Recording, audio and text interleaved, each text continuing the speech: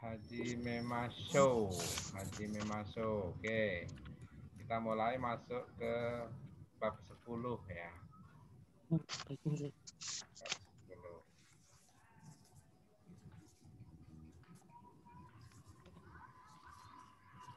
Oke, di sini masuk bab 10 kita belajar tentang kata kerja, tetapi di sini kata kerja kita bagi menjadi dua, yaitu imas dan arimas.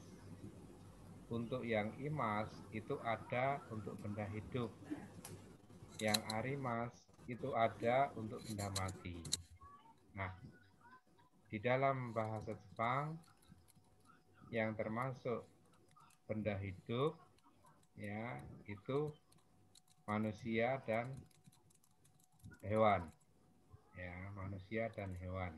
Ya, jadi tumbuhan walaupun dia hidup dia arimas. Arimas. Ya, gitu. Jadi benda hidup kayak tumbuhan walaupun dia berkembang dia arimas. Jadi imas itu cuma manusia dan hewan. Ya, itu aja. Ya.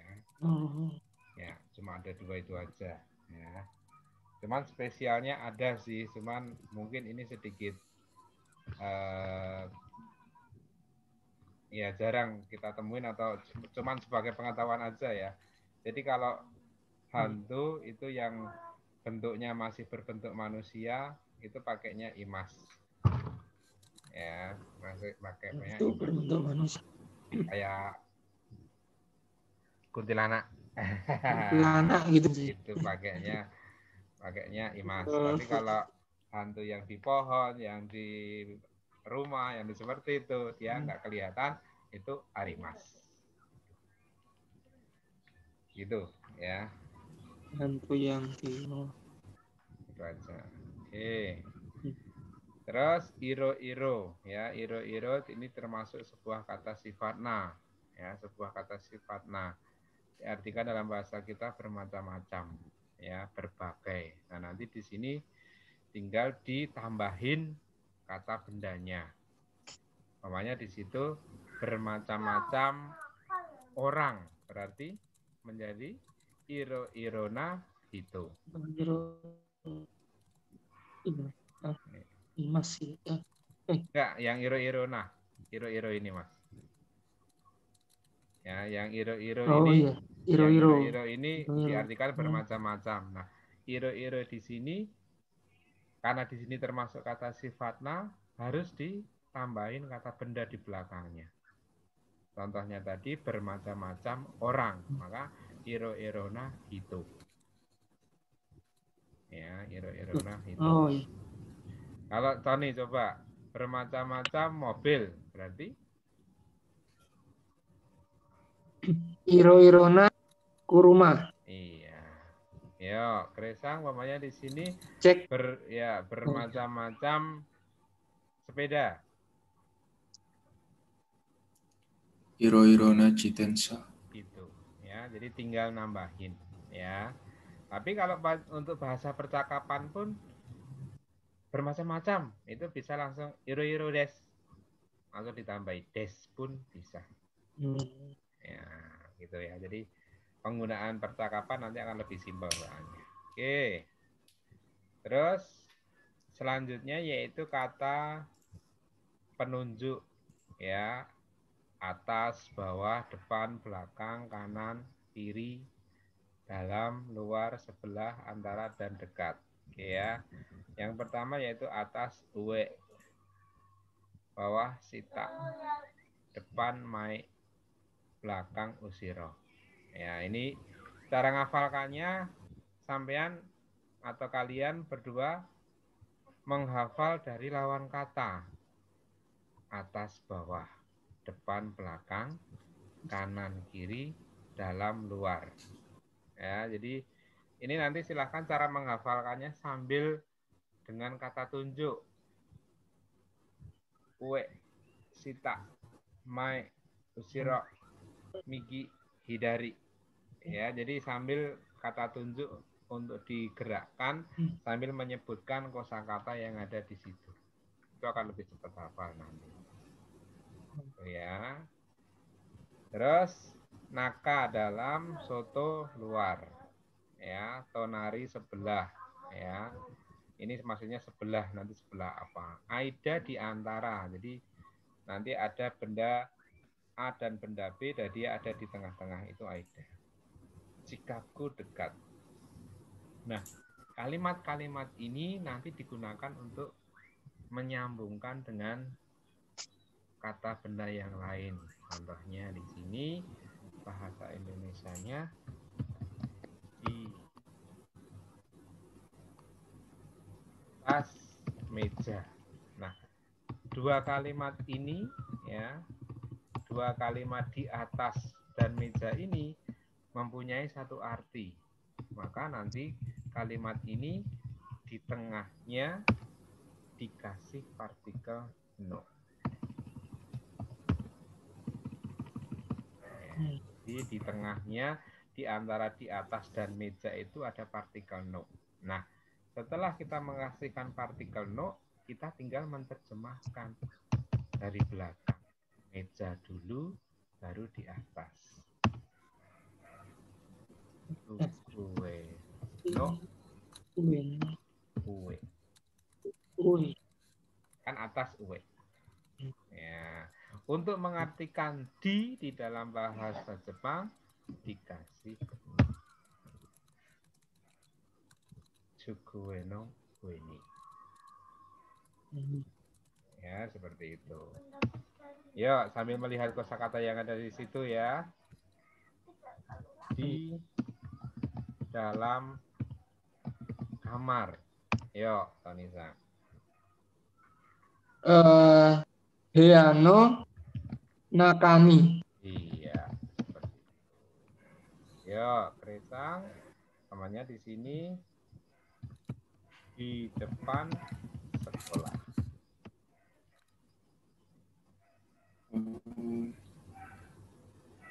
Gakko no Benar ya? mae ni. Iya, ya. Kakono. Ya, jadi sekolah dulu baru depan. Nanti akan kita artikan seperti ini ya, cara menerjemahkan. Ni di sini kita artikan di dalam bahasa kita. Ya, di dalam bahasa kita. Kenapa? Karena di sini kemarin kita kan sudah berkenalan dengan partikel yang mungkin pernah ditanyakan sama Mas Tony waktu itu, partikel D ya, yang diartikan di, ya kan? Tapi kenapa yang D atau yang di juga kita gunakan partikel ni yang juga diartikan dalam bahasa kita di. Ya, karena di sini untuk yang D ya, nanti kata tempat yang ada di depan D itu kata kerjanya selalu di tempat itu. Ya, kata kerja ya selalu di tempat itu.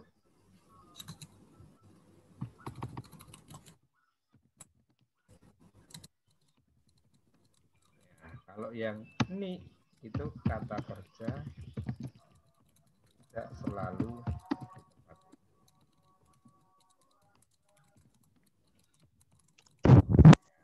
Jadi kalau Tsukue no ueni kan berarti tidak selalu berada di atas meja. Hiano nakani tidak selalu berada di dalam kamar. Gitu. Nanti kita masukkan dalam penggabungan kalimat. Ya. Oke, yuk lanjut untuk pengertian kosakatanya. Nah, ini kata bendanya. Ya, yang bawah ini kata bendanya. Mono Chizu Kesigomu, karet penghapus. Serotipu, pita perekat. Pacikisu, ya. Pasupoto, paspor. Betu, tempat tidur. Ya, jadi ini nanti menjadi suatu. Ya, silahkan. Kapan betul penghapus itu gimana? Pengabdian sih. Gimana?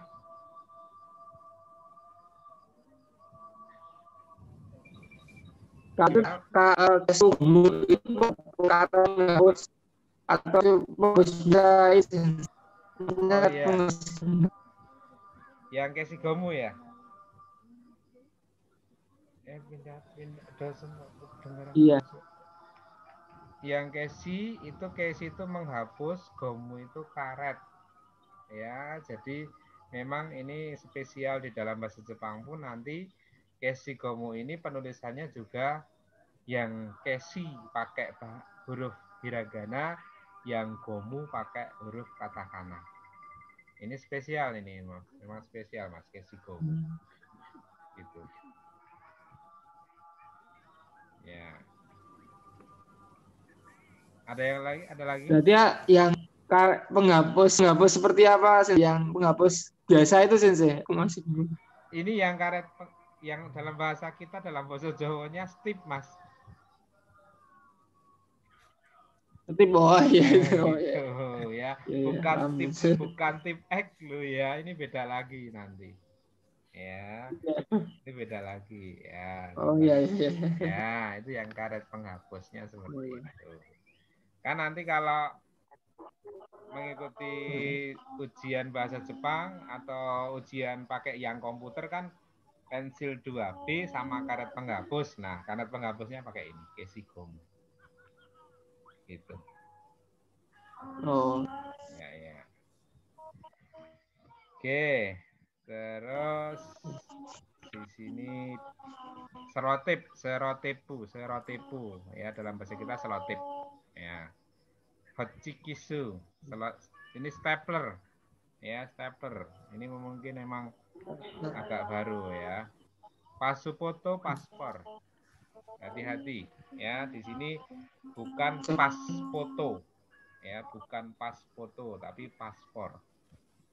Bedo, tempat tidur ya, ini berasal dari bahasa Inggris ya, berasal dari bahasa Inggris. Nanti ada beberapa ya, untuk kosakata itu ada yang memang di dalam bahasa Jepang nggak ada, jadi bahasa serapan yang dipakai itu. Yuk coba Tony Sang dibaca untuk barang.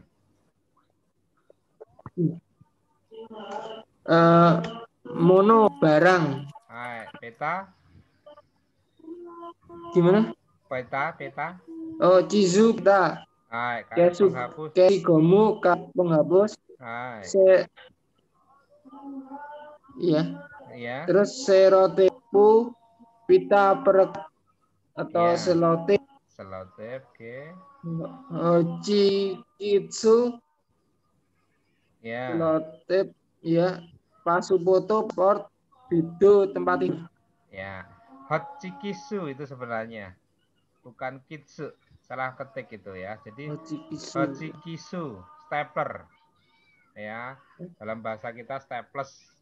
Jadi yang untuk ya Hochikisu. Oke, lanjut. Yang Otokono hito.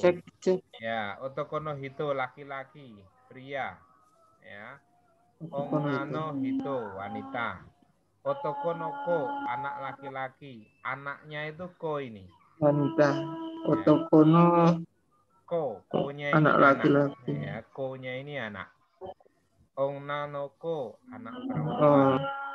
Ya, jadi ini penyebutan ya untuk mereka yang anak kecil laki-laki, anak kecil perempuan. Cek. Suaranya hilang gitu sih. Oke, bentar. Ya, jadi Sensei, ini untuk anak laki-laki, anak perempuan sama tidak dengan kayak anak kandung gitu? Iya, jadi kalau untuk penyebutan anak laki-laki, anak perempuan penyebutannya sama, Mas. Tapi untuk pemanggilan ya. Jadi namanya anak laki-lakiku, anak laki-laki anak laki-laki ku, ya istilahnya seperti itu ya. Nah itu musuko, ya musuko. Anak perempuan, ya perempuanku, ya anak perempuanku musume. Jadi yang dimaksud dengan otoko noko itu untuk penyebutan aja.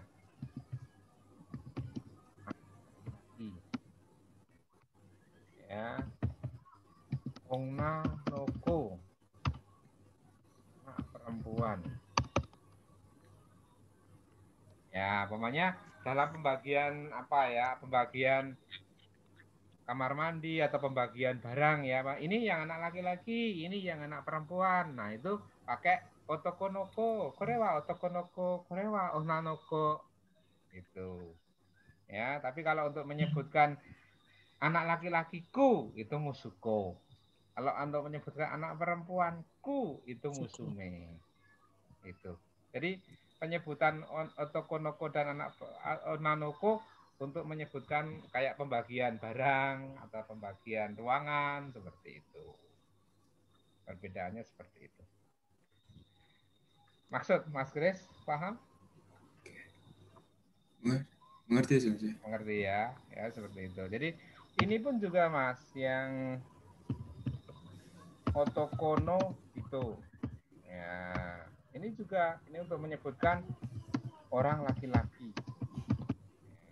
Jadi namanya untuk menyebutkan terus ongnano tuh. Mau makan nggak? Kalau Terus, udah makan, ya untuk menyebutkan seperti ini, yang ini orang laki-laki, yang ini orang perempuan. Ya, tapi jadi hito di sini diartikan untuk orang yang udah dewasa, udah yang gede, gitu. Ya, jadi penyebutannya seperti ini. Ya, jadi untuk menyebutkan penyebutan. Tapi nanti kalau di kamar kecil itu cuman otoko laki-laki, ongna perempuan, itu aja tulisannya. Ya, jadi tidak otoko no hito, ongna no hito, itu enggak. Ya, jadi otoko ongna, laki-laki perempuan, gitu. Gitu ya, untuk penyebutan aja ini sebenarnya. Yang ditambahi dengan ko, yang ditambahi Tapi sensei dengan kalau itu. Ya. Maaf sensei, tapi kalau misalnya mau langsung menjawab pertanyaan, misalnya laki-laki atau perempuan langsung menjawab otoko des gitu bisa sensei. Boleh, boleh ya. Kamu laki-laki atau perempuan? Otoko des, boleh. Ya. Namanya ini baju laki-laki atau perempuan? Laki-laki. Boleh. Onanoko des, otoko des, bisa. Gitu. Jadi otoko no hito nanti kalau untuk menyebutkan umpamanya di sini ya, bahasa Indonesianya gini nih Mas yang nanti akan sering dipakai.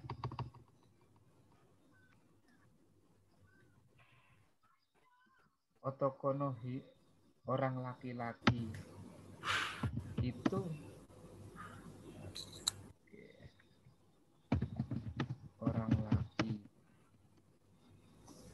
itu siapa?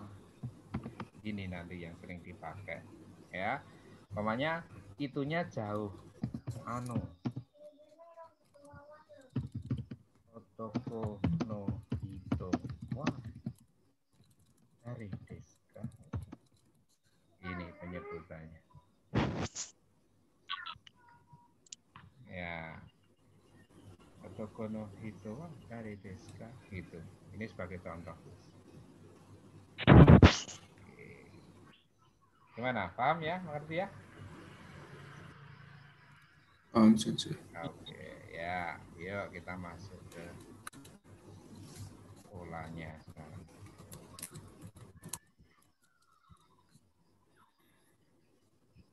Terus ini tak yang selanjutnya di bawahnya ini nanti kata benda kata tempatnya ya kata tempatnya. Yuk coba Kresang dibaca untuk kata tempatnya. Restoran, restoran. Oke. Koen, taman. Oke. Taishikan, kedutaan besar. Oke. Yubin Kyoku, kantor pos. Oke. Posto, bisuat. Mm-mm. Biru, gedung. Gako, sekolah. Ya, ya. Jadi ini nanti sebuah nama tempat seperti ini kan nama tempat yang masih umum lah ya. Restoran, Koeng, Taisikang, Yubingyoku, Paspoto, Biru, Gako kan masih umum. Nah, pada waktu kita ngasih sebuah nama, nanti dikasih di depannya. Ya, contohnya di sini namanya Merugame Restoran. Ya, tadi restoran Merugame. Yoshinoya Restoran atau Yoshino Restoran, berarti restoran Yoshino.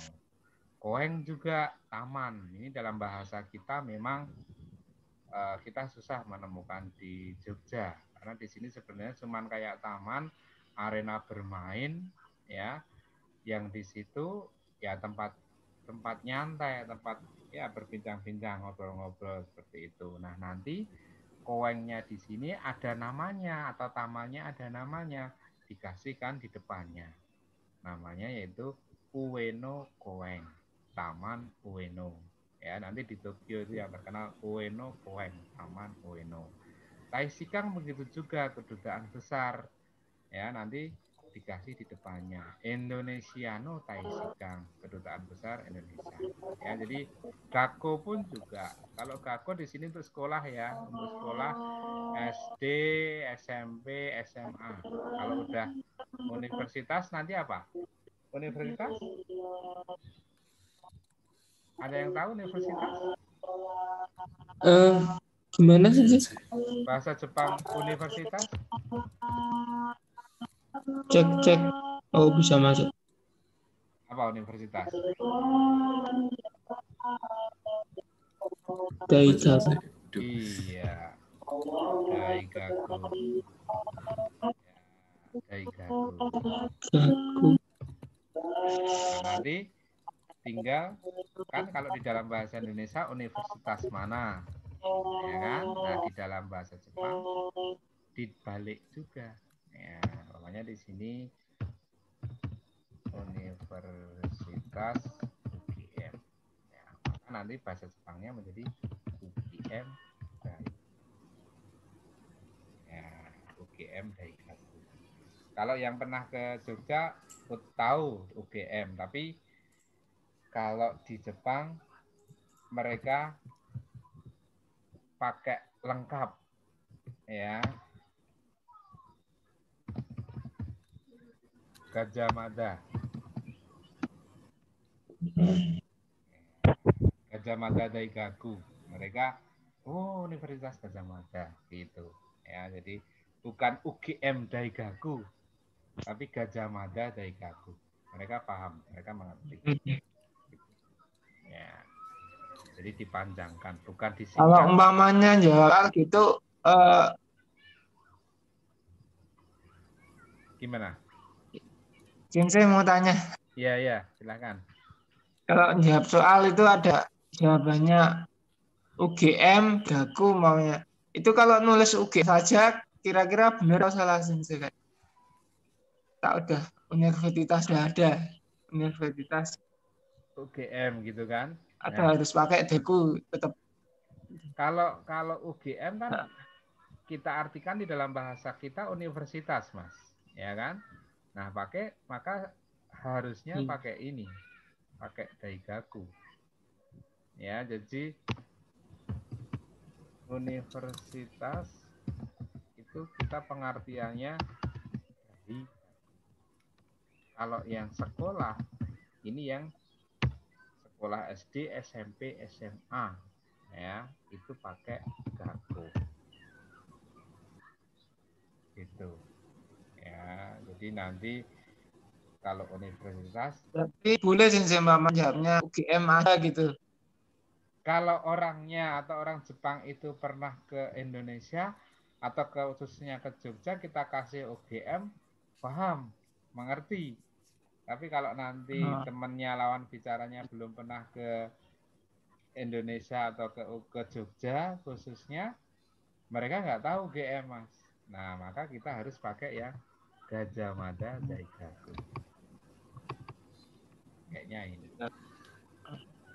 Itu mereka paham, mengerti. Ya. Kan kita mengartikan Universitas Gajah Mada. Nah, jadi UGM-nya Universitas Gajah Mada. Gitu. Tapi kalau Gako, sekolah-sekolah SMA. Ya, sekolah-sekolah SMA. Gitu. Oke, paham, mengerti ya? Paham sensei. Ya. Paham sih. Ya, ya.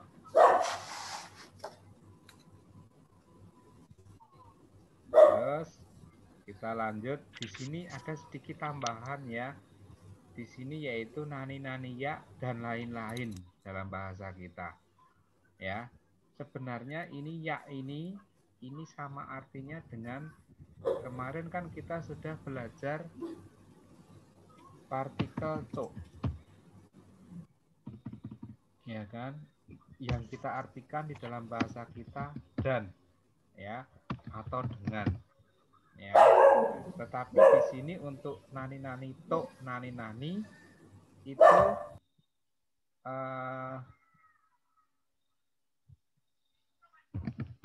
hanya itu saja atau hanya yang disebutkan itu saja. Contohnya di sini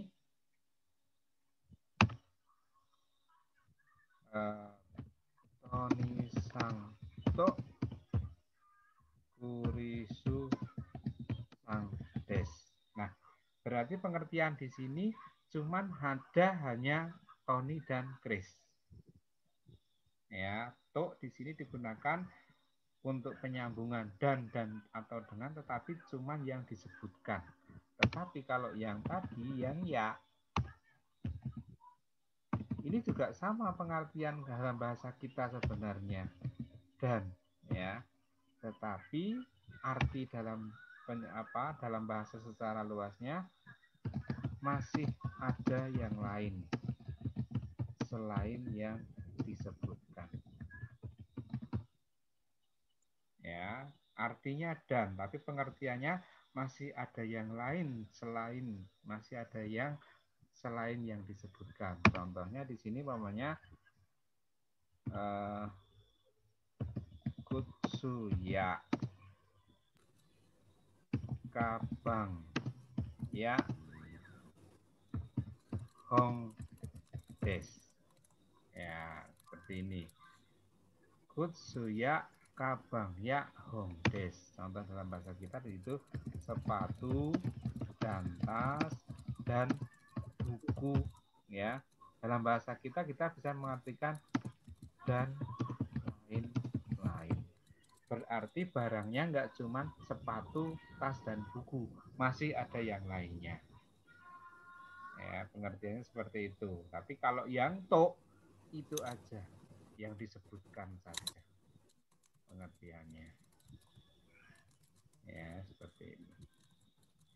Oke, mengerti? Paham ya penggunaan to dan ya? Mengerti sensei? Ya, jadi perbedaannya cuman masih ada yang lain dan tidak ada yang lain. Oke. Terus ini sebagai ungkapan ya, ini sebagai ungkapan ano dipakai dalam keadaan ragu-ragu.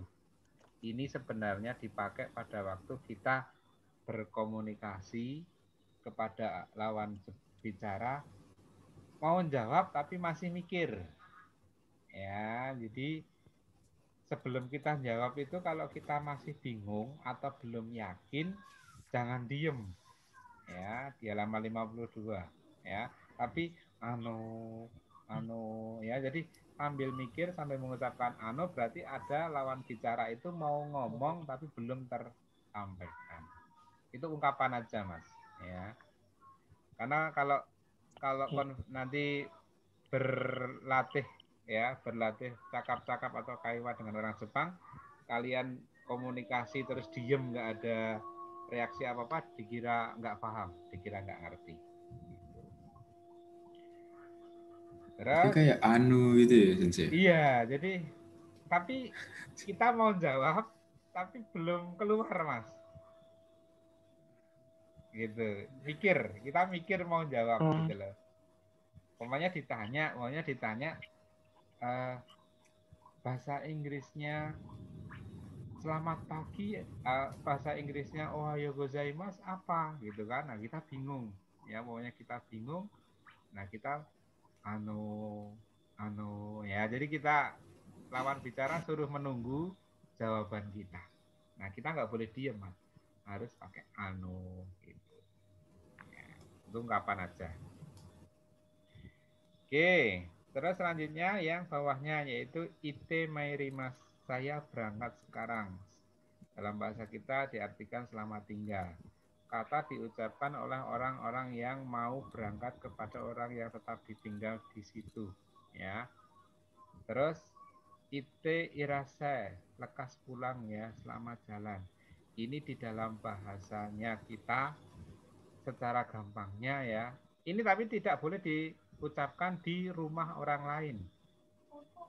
Ini diungkapkan di rumah sendiri. Jadi kalian pamit sama orang rumah mau pergi keluar. Ite mairimas. Ya, itu pamit sama orang yang di rumah. Nah, orang yang di rumah itu dia bilang ite irasai. Gitu. Untuk rumah sendiri, ya. Nanti ite mairimas ini yang halus, Mas. Ya, ini yang halus. Yang biasa itu nanti akan yang sering dipakai itekimas. Ya, ini dalam bahasa kita, saya pergi dulu. Ya, nanti yang di rumah iterasai. Rasai. Ya, iterasai ya. Atau nanti cepat kembali ya, atau cepat pulang gitu ya. Jadi ucapan aja ya.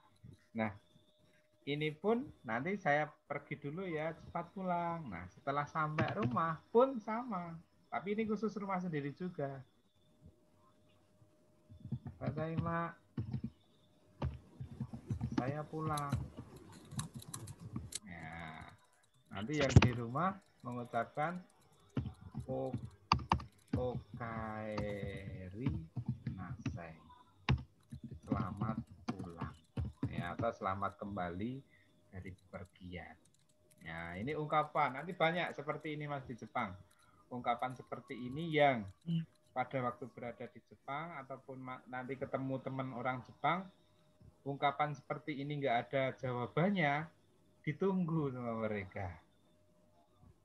Ya, jadi semuanya kita pulang ke rumah, di situ ada orang Jepang, terima, nanti nggak ada jawaban, dicari, nggak ada orang ya, gitu. Ya, jadi ini ungkapan. Kemarin sudah sedikit kita bahas. Kalau untuk ungkapan saya makan itu apa? Itadakimasu. Iya. Ya, ini juga itadakimasu. Terus kalau sudah selesai?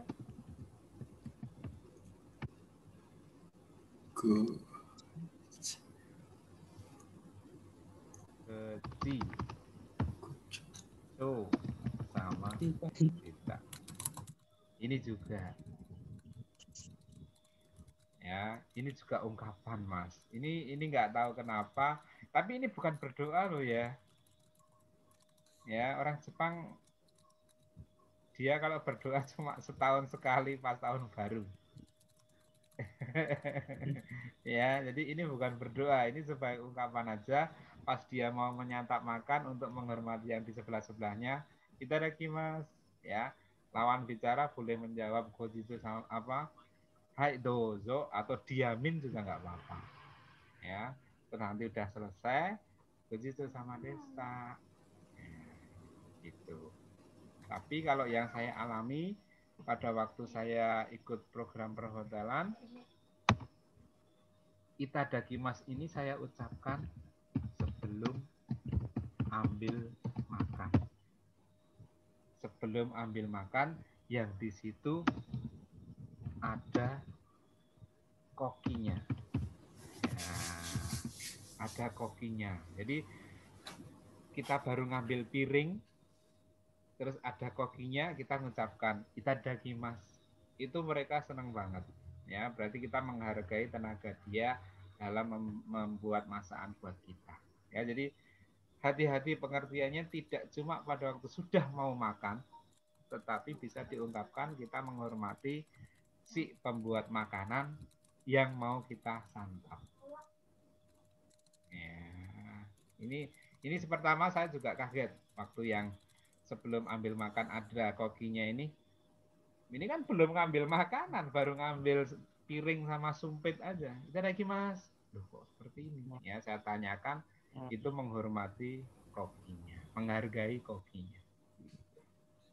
Ya, ya, itu ya. Jadi ini seperti ini nanti banyak akan kita kenalkan satu persatu buat kalian. Ya, ini ungkapan. Oke. Yuk, lanjut ya. Sekarang masuk ke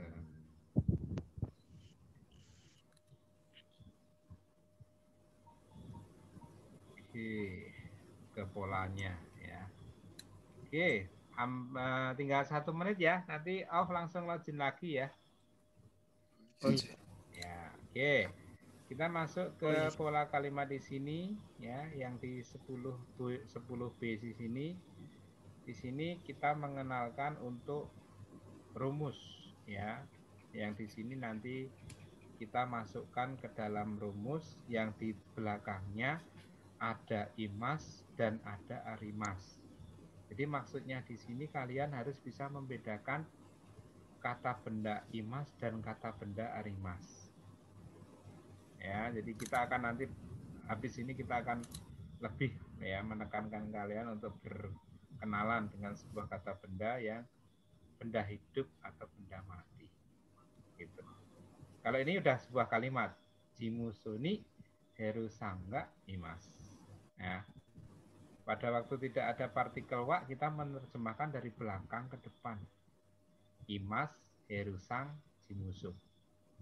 Ada herusang di ruang kantor. Ya, jadi kalau tidak ada partikel wa, terjemahan dari belakang ke depan. Tapi kalau ada partikel wa, kita terjemahkan wa-nya dulu, baru ya kita menerjemahkan yang dari belakang ke depan. Gitu. Oke, sebelum nanti masuk ke beberapa contoh gak imas dan arimas, saya ditanyakan sampai di sini. Tony Sang sama Kresa.